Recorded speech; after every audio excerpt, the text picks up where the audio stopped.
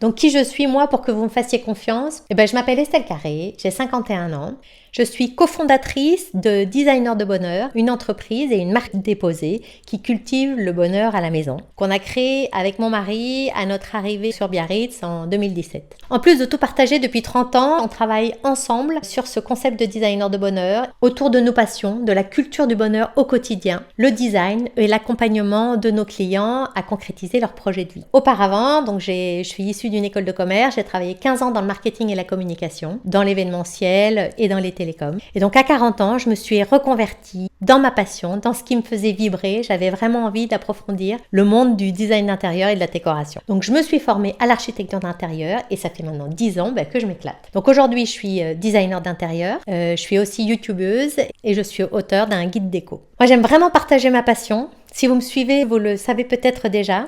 Et je crois en un certain art de vivre où l'on met la priorité sur vivre mieux et plus heureux au quotidien.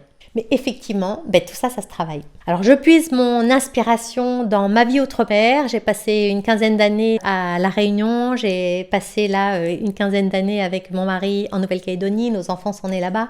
Et nos voyages qui sont clairement une source d'inspiration inépuisable et qui ont vraiment renforcé mon goût pour mélanger les styles. En 2016, on s'est donné la chance de voyager pendant 2 ans avec nos 2 ados autour du monde. C'est pour ça que sur notre site internet, on a aussi partagé sous la forme d'un blog notre expérience pendant 2 ans.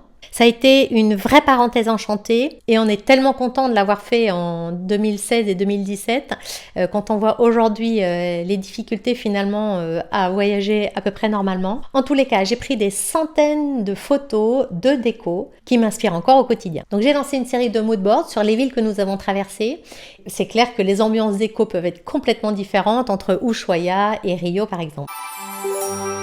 Vous avez certainement entendu parler du mouvement Slow Déco. Voilà, c'est vraiment un mouvement de fond pour mieux vivre dans son logement, plus sainement, plus simplement, de façon plus éco-responsable. Bref, c'est vraiment une invitation à ralentir pour aborder la vie avec un peu plus de sérénité. Je me suis spécialisée dans le design biophilique. Alors, je sais que c'est un mot qui n'est pas du tout à la mode aujourd'hui. La biophilie, c'est l'amour de la nature et donc le design biophilique, c'est l'art d'intégrer la nature en fait au design intérieur et l'importance de se reconnecter à la nature. Alors, avec ces expériences de vie et mon grand âge, vous voyez mes cheveux, là on est déjà dans la slow life, j'ai abandonné les couleurs, j'invite tous ceux que je côtoie à cultiver l'art d'aller bien chez soi. Et c'est vraiment comme ça qu'est né notre concept designer de bonheur. Je crois qu'on design son propre bonheur.